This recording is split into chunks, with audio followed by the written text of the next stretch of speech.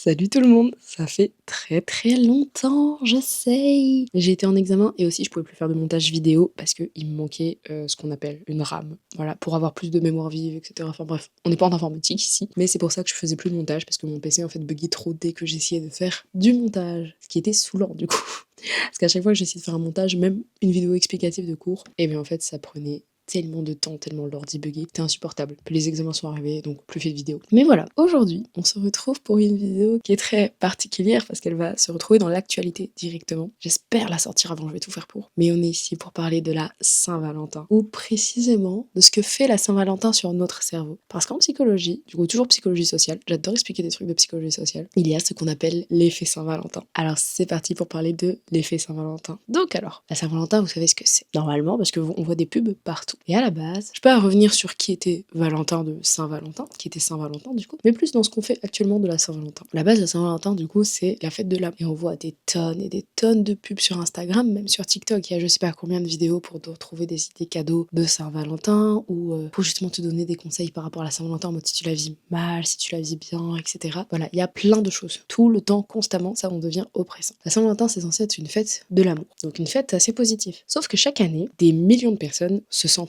extrêmement mal par rapport à cette fête. Cette fête qui est censée du coup être joyeuse. Ce qui est paradoxal. Comment se fait-il que la fête où il est censé avoir le plus d'amour, en fait c'est elle justement qui nous fait sentir le moins aimé possible. Et si vous avez déjà ressenti ça, cette vidéo elle est vraiment faite pour vous. Parce qu'aujourd'hui du coup on va voir ce qui se passe dans notre cerveau sur pourquoi en fait on ressent ça. L'effet Saint-Valentin, c'est un ensemble de mécanismes psychologiques activés par du coup le contexte social et sociétal. Et ce qui se passe, c'est qu'en fait plus on approche du 14 février, et je sais pas vous, mais moi j'ai vu des trucs dès janvier, plus du coup on approche du 14 février, plus on va voir de choses en rapport avec Saint-Valentin.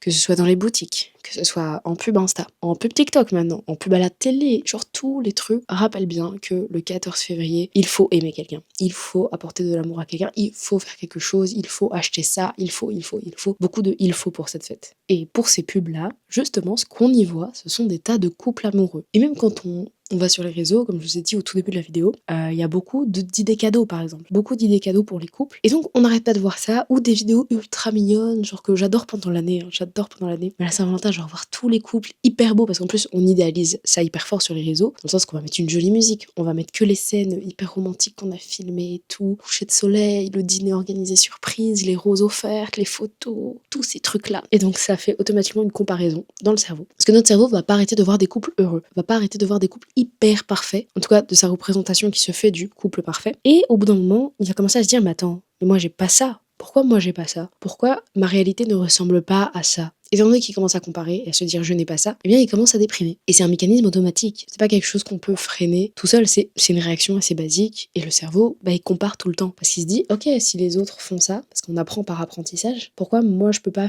apprendre? Et donc dans ce cas-là, c'est par exemple, les autres ont un couple, pourquoi moi j'ai pas de couple?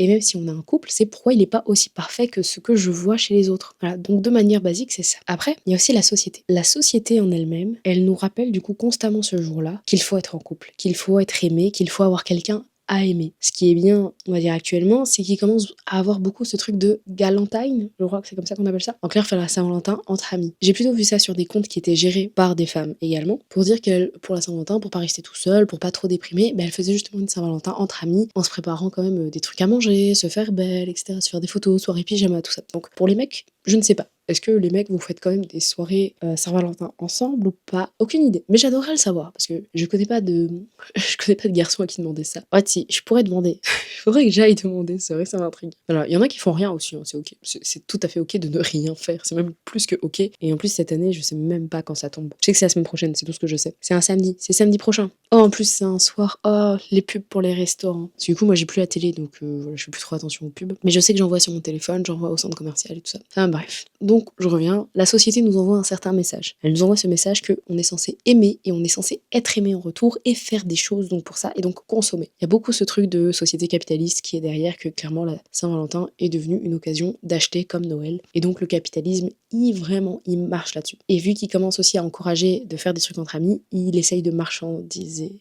aussi la Saint-Valentin entre amis. Voilà, je sais pas si vous m'avez suivi. Moi, je trouve que je suis claire, mais vous pouvez me dire si je suis pas claire en commentaire, c'est ok. Donc voilà juste pour la partie basique en tant que personne seule. Mais quand on est en couple, qu'est-ce qui se passe? Parce qu'on, comme je vous ai dit, même quand on est en couple, le cerveau compare à d'autres couples pour voir comment c'est. Et chez les gens en couple, ce qui se passe, c'est que du coup, dû à cet effet de Saint-Valentin, il y a une pression. La pression qui est de il faut que ce soit parfait ou pourquoi ça ressemble pas à ça. Genre quel cadeau je vais offrir, mais si j'offre ce cadeau-là, est-ce que ce sera assez bien ou pas comparé à plein de choses?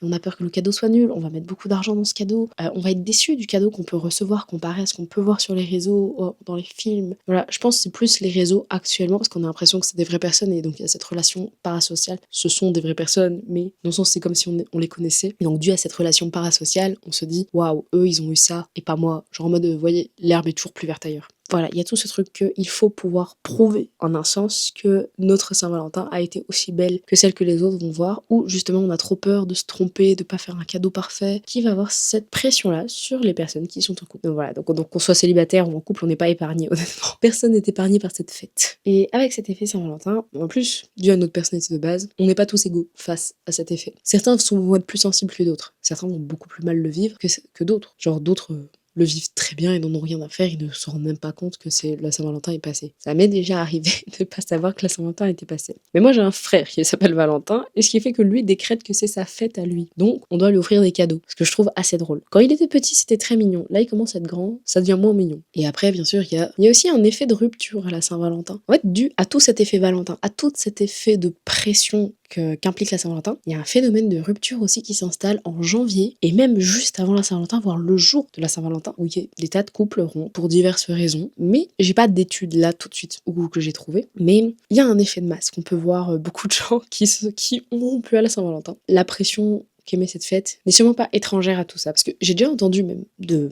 moi-même, de mon vivant, entendre des personnes dire qu'elles rompaient juste avant la Saint-Valentin de manière exprès, et qu'elles faisaient vraiment exprès pour justement ne pas avoir à subir cette fête en étant en couple. Parce que justement c'était trop, parce qu'elles ne voulaient pas offrir de cadeaux, parce qu'elles ne voulaient pas faire ci, pas faire ça, etc.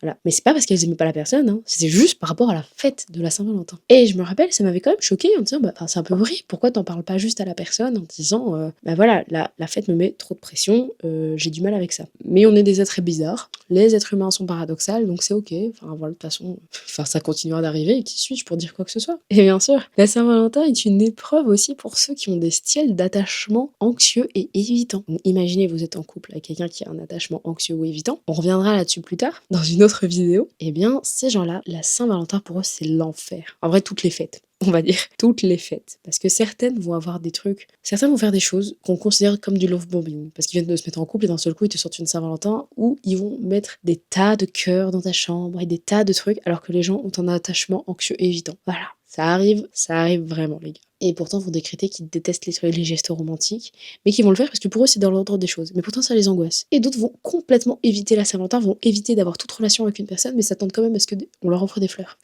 L'être humain est paradoxal de fou. Mais voilà.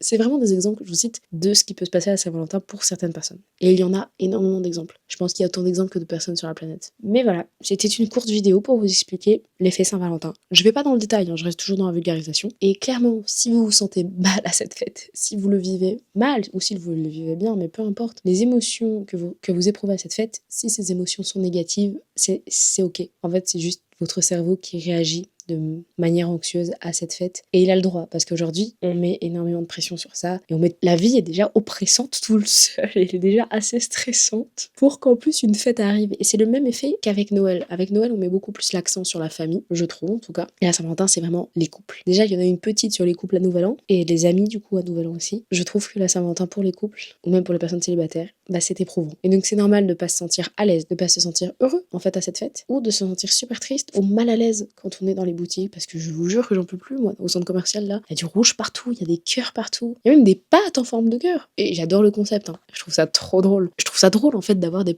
pâtes en forme de cœur, mais je trouve ça oppressant également, parce que du coup il y a cette pression de ne pas oublier la fête, qu'on ne peut pas passer à autre chose, et que si on n'est pas en couple, eh bien ça ne va pas. Donc ce que vous ressentez, c'est normal. C'est vraiment la conclusion de cette vidéo. Et si vous voulez des petits conseils pour supporter cette fête, on va dire, ce que vous pouvez faire ce jour-là, c'est peut-être limiter les réseaux. Si en tout cas vous faites rien, ou même si vous êtes avec quelqu'un, peut-être limiter les réseaux, essayer de pas trop se comparer. Vous pouvez vous faire une soirée tranquille. Vraiment, une soirée tranquille, c'est ok. Et si par contre vous avez des attentes pour la Saint-Valentin et que vous êtes avec quelqu'un, et communiquez vos attentes à votre partenaire et discutez-en, mais soyez pas vexés s'il a pas les mêmes attentes que vous ou si il n'est pas capable. Genre cette fête, elle est très étrange et elle produit des effets très étranges sur nous. Donc plus important, si on est avec quelqu'un, on discute de ce qui va se passer le jour de la Saint-Valentin, surtout pour les anxieux, ça peut vous être utile. Et si vous n'êtes pas en couple et que cette fête vous déprime, prenez soin de vous ce jour-là. Et c'est OK d'être tout seul, genre vraiment regardez-vous un film tranquille, allez vous faire une soirée, je sais pas, allez au spa, allez à la piscine, je sais pas pourquoi je dis les 2 trucs pour aller dans l'eau. Vraiment posez-vous devant Netflix, regardez Bridgerton. Il y a Contresens Londres qui sort le jour de la Saint-Valentin. Prenez soin de vous. L'amour de base ne devrait pas se résumer à un seul jour sur l'année. C'est pas normal que ce soit qu'un jour sur l'année. Si vous appelez Valentin ou Valentine, profitez de votre fête. Voilà, c'est tout ce que je peux dire. Donc vraiment ce jour-là, prenez soin de vous. Et si vous êtes avec quelqu'un, prenez soin de cette personne. Mais soyez indulgente aussi avec elle si elle ne comble pas toutes vos attentes concernant la Saint-Valentin. Essayez de voir pourquoi. Par contre, si c'est vraiment une personne aigrie qui n'aime pas la Saint-Valentin et qu'elle veut pas vous offrir des fleurs, des chocolats ou je sais pas quoi, qu'elle veut même pas faire une petite attention en mode regarder un film en streaming là dans le lit, des fois il y en a et ils sont vraiment nuls. C'est OK aussi, hein, mais à vous de voir si vous voulez rester avec. Je me lâche aujourd'hui, qu'est-ce qui se passe? Ouais, c'est parce que ça fait longtemps que j'avais plus parlé devant la caméra. Et sur ce, bah on se dit à une prochaine vidéo. Salut!